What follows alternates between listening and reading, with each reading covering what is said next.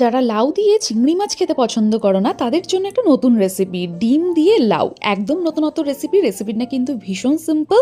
কিছুই না, শুধু লাউটাকে আর আলুটাকে ফার্স্টে নুন হলুদ দিয়ে বয়েল করে নাও, তারপরে ওটা আলাদা করে রেখে দিয়ে ডিম ভুজিয়া বানিয়ে নাও। যেরকম আমরা ডিমের মধ্যে সামান্য নুন দিয়ে ভুজিয়া বানাই, ওরকম একটা ডিম ভুজিয়া বানিয়ে নাও।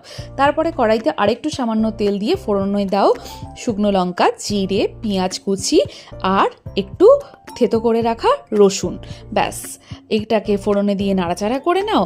তারপরে ওই আগে থেকে বয়েল করে রাখা লাউ আর আলুটাকে কড়াইতে দিয়ে দাও স্বাদ মতো নুন। আর আমি একটু লাউতে না চিনি দিই, চিনিটা কিন্তু দিলে নুন ঝাল ব্যালেন্সটা ভালো থাকে। তারপরে হচ্ছে একটু সামান্য কাঁচা লঙ্কা দিয়ে আগে থেকে ভেজে রাখা ডিমগুলো দিয়ে আবার একটু নাড়াচাড়া করে দেবো, একটু 5 মিনিট বয়েল হতে দেবো, দিয়ে নামিয়ে দেবো।